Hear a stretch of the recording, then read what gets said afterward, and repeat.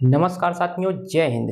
व्यापार और विकास में अगर दुश्मन के सामने झुकना पड़े तो झुक जाना चाहिए। और भारत की कूटनीति कहती है, अगर दुश्मन हमारे फ़ायदे का है तो वो दुश्मन नहीं, वो हमारा मित्र है, उसको किसी भी तरह से मिला लेना चाहिए।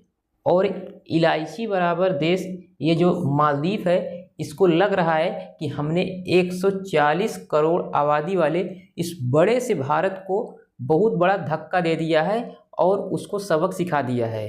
लेकिन मोदी जी के कूटनीति से वो कहाँ बच सकते हैं।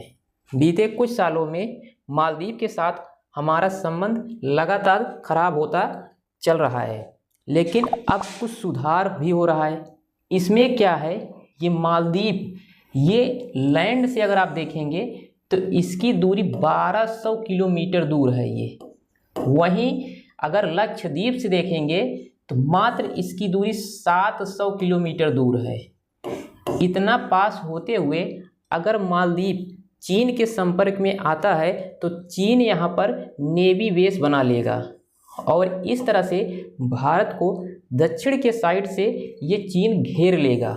और चीन यही चाहता है कि हम भारत के चारों कोने पर अपना नेवी बेस तैयार कर लें, और इसलिए वो मालदीव को अपनी जाल में फंसा लिया है और $1 अरब का कर्ज दे दिया है। $1 अरब से वहाँ पर विकास किया जा रहा है। अब हाल ही में जब मोदी जी ने मालदीव का दौरा किया तो संबंधों में कुछ सुधार आ रहा है। ये संबंध कैसे है, अब 4850 करोड़ की इनको आर्थिक मदद दी जाएगी। इस मदद से ये अपना कर्ज भरेंगे। वहाँ पर 5 लाख सुन्नी मुस्लिम हैं।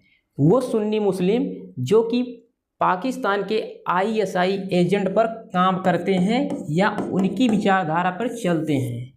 5 लाख सुन्नी मुस्लिम ये भारत के विरोधी हमेशा से रहते हैं और इसी वजह से 2023 में भारत का विरोध करके ये मालदीव का राष्ट्रपति बन गए। भारत का विरोध करके ये मालदीव के राष्ट्रपति बने हैं। तब जब मोदी जी ने उस समय मालदीव का बायकॉट करके और लक्षद्वीप पर इस तरह से दौरा किए थे और लोगों से कहा था कि आप लोग लक्षद्वीप पर आइए और यहाँ के टूरिज्म को, यहाँ पर जितने मालदीव पर है उस पैसे को यहाँ लक्षद्वीप पर खर्च कीजिए। तो उस समय से ये भारत का बायकॉट करके भारत के जितने भी वहाँ पर हेलीकॉप्टर की जिनको आर्थिक मदद दी गई थी उनको, टेक्नीशियन को भी नहीं रहने दिया था।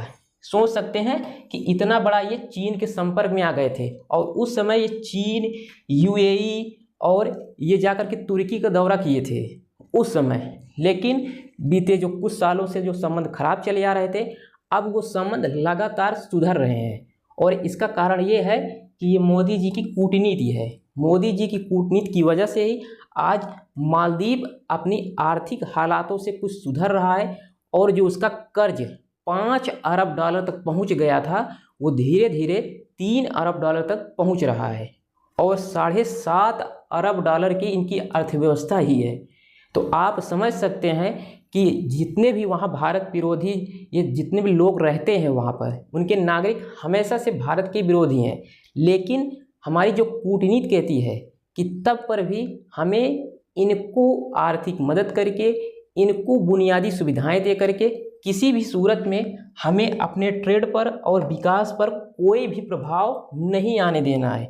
क्योंकि अगर मालदीव हमारे हाथ से खिसक जाता है, अगर हमारे हाथ से चला जाएगा तो ये पूर्वी पश्चिमी जो व्यापार का, जो ये ट्रेड व्यापार का एरिया है, ये प्रभावित होगा।